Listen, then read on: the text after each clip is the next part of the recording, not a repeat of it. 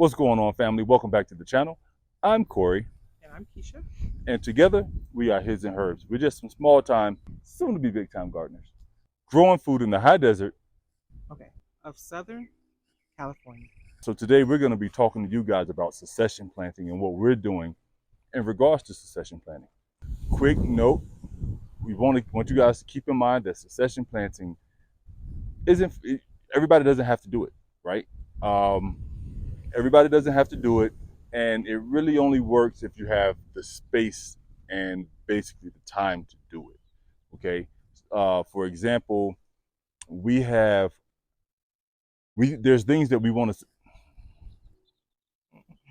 there's things that we want to succession plant, but if we do everything that we want, we're not going to have room for anything for the fall garden. So we can't succession plant everything that we want, but we're going to talk about it anyway, so that you guys, if you've never heard of it, you guys will know what it is, and you guys, if it's something you're interested in, you can do it.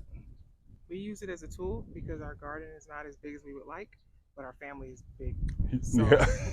so we use it just to tuck extra things in here and there, which we'll show you. That's funny.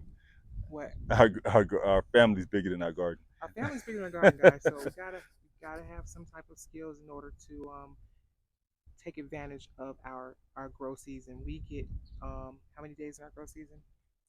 200 and something. About 200 and something. So we gotta budget your garden, guys. So that's what we're gonna show you guys on what we're doing today for our situation. Right. So let's go. All right. Okay, guys. So the first thing we're gonna start with is our root vegetables.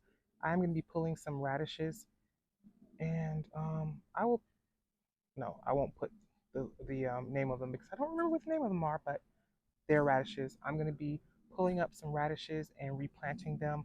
Root vegetables are some of the best um, vegetables, in my opinion, for you to succession plant because you can fit them in anywhere. I had them right in with our tomatoes, which you will see.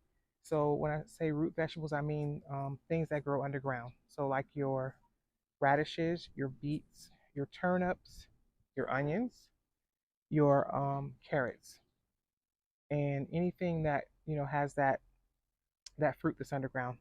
That is one of the things that those are some of the things that I'm going to be succession planting. We're taking advantage of the year of our grow season, which we get the most sun, and we have almost 200 days to grow in. So our radishes, if you divide 200 by 25, which is how many days it takes to harvest those radishes, then you'll know how many harvests you can get throughout that grow season. So we have to be smart about how we plant things if we want to get more out of our garden. We have a pretty big family, so it is one day our desire to be able to live fully off the land with all the inflation prices and things like that that we see going on, and not just that, but all the y'all know. I know y'all hear about it and everything. The all the GMOs, all the GMOs and stuff like that. So we we figure it's just better to grow our own food, and we're so happy doing it. So you got to be on top of your game, though. You got to be on top of your game because you only get, for us, let's say our budget of time to grow food is 200 days. So if our budget, like money, is 200 days, then we have to go and pick our seeds out and look at the days to harvest and figure out how much we can get out of the space that we have. And that way, most people like farmers or people with a lot of land, they can just plant one huge harvest of everything they need. But when you're dealing with smaller areas, you're going to need to be, uh, you know, you're going to need to be kind of clever on how to pull more out of your garden. So what we like to do is once they're ready for harvest, or once we see those things maybe dying for like that, we'll pull them and we'll put something else in. So like I said, the carrots and the radishes, also onions. Corey, he's to the point where he's tired of. He said he's tired of planting, but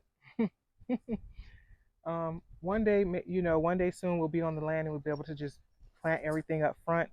But for now, this is our what do you call it? Our hustle. All right, guys. So what I'm going to be focusing on this right now in terms of succession planting is going to be garlic. All right. So garlic is one of those things where it can go through the spring, and you can grow it through the fall and through the winter in certain zones. All right. For us, we're in 8B, I believe, and we do pretty good with garlic all year round. Well, let me take that back. I've never grown garlic through the spring. So this was our first year actually growing garlic through the spring. Um, we planted it in the fall and just let it ride out until we harvested. And you guys saw the harvest video.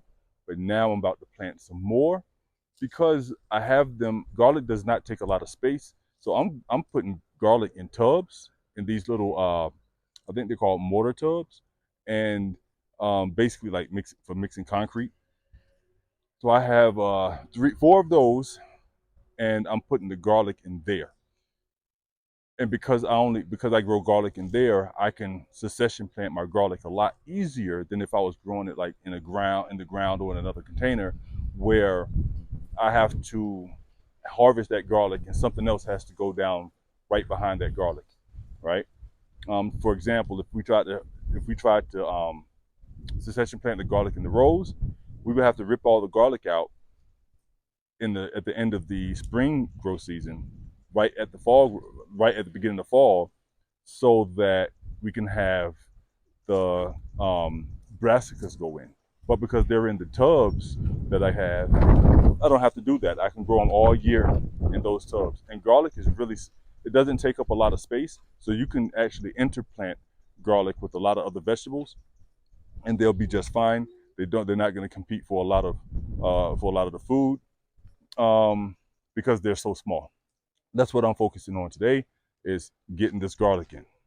Okay, guys, so the next thing that I'm going to be focusing on is in terms of succession planting is going to be potatoes. So we love potatoes here. We love potatoes, fried potatoes, uh, baked potatoes, whatever. We just love potatoes, right? So our growth season is actually long enough for us to throw potatoes in twice. Okay, so we'll plant them in February, and then 4 months later, it's about May, June-ish, when they're ready, we can throw in another batch. So if I throw a batch in right now, it's June 17th. So we have July, August, September, October. There's plenty of time for these potatoes to actually get to be harvested, to be ready and be harvested. We pulled these out in May. So the first batch, we pulled out the first round of potatoes in May. So we're not even expecting these things to go the full 120 days, maybe 90 days. Okay, so potatoes, one of them things that's like a staple. Is one of those stick to your rib type of meals, right? So it's always good to have plenty of potatoes on hand. So, yep, that's it.